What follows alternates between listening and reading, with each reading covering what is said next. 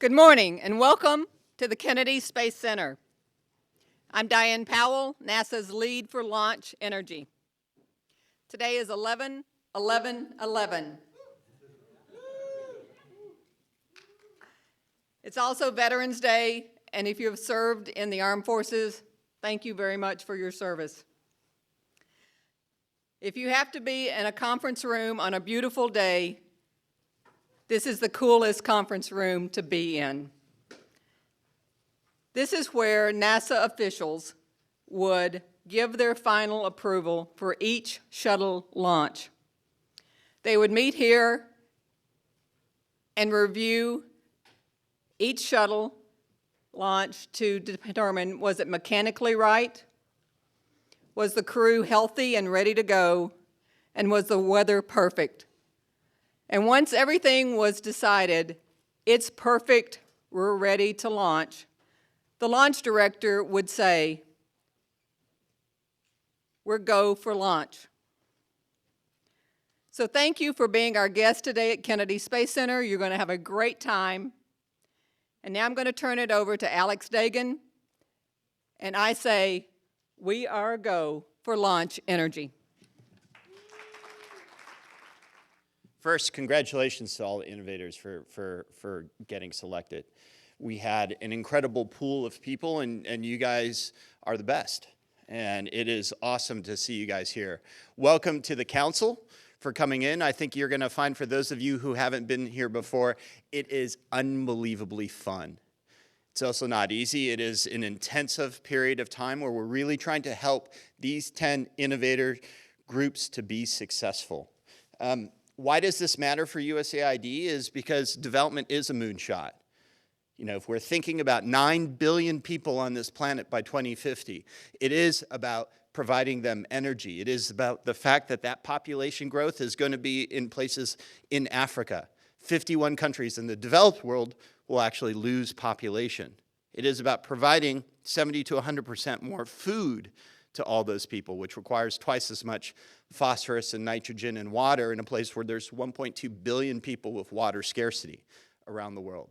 And that food requires energy, because energy is required for food processing, for transportation, for storage. And so what you are doing and where we're going to get these sources of energy and how can we actually increase productivity around the world to feed these people is going to be key. There is a change in the nature of how we're thinking about development. I think the world of sort of large bilateral development organizations is really over in terms of the impact they're having. We're seeing groups like the Gates Foundation, but even more so on, I think, our university campuses, which I've had the chance to visit, in which we're thinking about how we can work in partnership with the universities. We have seen these really exciting trends. We have seen students that are more idealistic ever than before. When the dean of engineering at Berkeley tells me he's never seen students more idealistic in 30 years, I think that says something. But it's also about the idea that students are more interdisciplinary in how they're trying to approach these trends. And people are really idealistic about how they want to solve development problems. And they are doing so without traditional approaches to development, where people dictated, here are the problems you're facing, a small group of nations saying, these are their problems and these are their solutions. Because what we find is talent is everywhere. And we need to uncapture and unbottle those sources of talent to take on some of these projects. And NASA, this NASA, USAID, Nike, and state partnership is a great way to sort of do that. And that's why we're excited. We're excited about the power of entrepreneurship and being able to take on these problems. We're excited about the power of science and technology and being able to address some of these problems. And you know, the power and the optimism that science provides is incredible. And one example I was talking about earlier on the bus ride over, if you think of the Human Genome Project, it cost us $2.8 billion and something like 13 years to sequence a single genome. There's a California company today that can do 80 entire genomes in a day for about $100 a genome. So what does the power of that mean? You know, in terms of where it puts, how it empowers people in the developing world to try to solve these problems.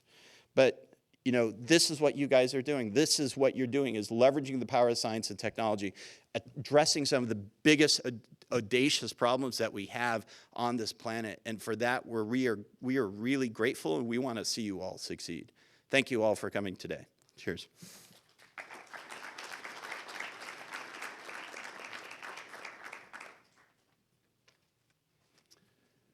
Good morning. I'm Victor Friedberg. I'm the Executive Director of Launch. When Alex and I, and actually many people in this room, last met, we were in D.C. about 6 months ago in a small conference room looking over a highway, talking about what launch energy could be. I can definitely mirror Diane's remarks that our room has definitely been upgraded. So it's a pleasure to be here at Kennedy. It's always a thrill for us. I'd like to thank NASA for hosting us. Of course, on behalf of Launch, I want to thank the founding partners, NASA, USAID, State Department, and Nike, not only for their ongoing support, but for the passion and the dedicated they work to make Launch a success every day. In past modules, Launch Water and Launch Health, I've spent a little time up front identifying the global challenge we are addressing and also talking about the nature of innovation to solve some of these problems. As all of you are deeply involved in energy and sustainability issues on the front lines, I'm not going to spend any time here doing any plate setting. Instead, just to say that the 10 innovations that we are going to present here today are exciting. They're transformative, and we are honored to have them part of the Energy Forum. As part of the Launch Energy Challenge, we sought entrepreneurial efforts that did not require policy change, large capital investments, or infrastructure to deploy with impact and scale. We were interested not just in discrete solutions, but ones that could address systems. Even creating the possibility that some of the innovations we'll present here could be solutions for each other. We reviewed over 200 submissions, and leveraging the expertise of our review panel, we are honored to present these 10 compelling innovations.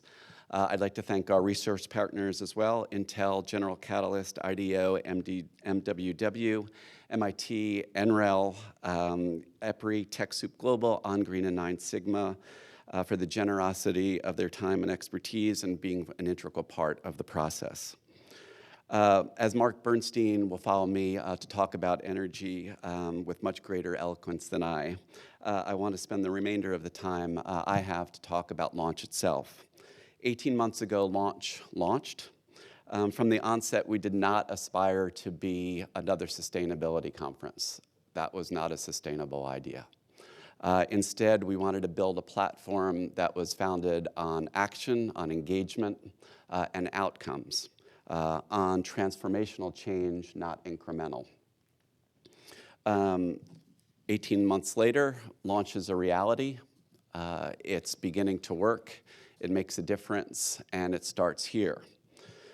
So you will hear 15-minute presentations from each of the innovators today, 5 this morning, 5 tomorrow morning.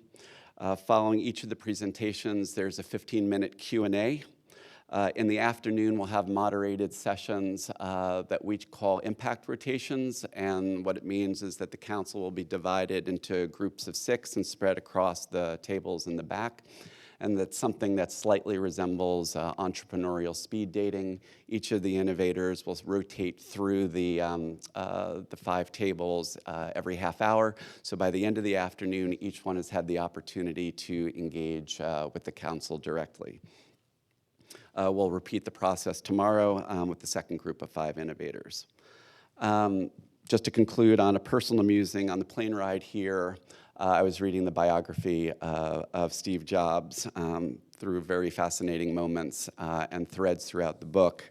I had a thought about the nature of innovation, and I thought about how inevitable it all looks in the rearview mirror.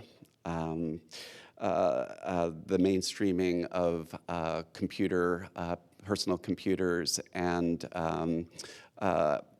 just the paradigm shifts that happened afterwards. But as the book chronicles, and in reality, this inevitability is really the chemical reaction of visionary ideas and personas, chance meetings, timely demos, adjacent technology advances, friendships, partnerships, investments, and of course, some hard work and luck. We seek the same chemistry here at Launch with you now, in an effort to bend the trajectory of these 10 innovations towards inevitability. As Steve Jobs would say, let's make a dent in the universe. That seems appropriate here at Kennedy Space Center.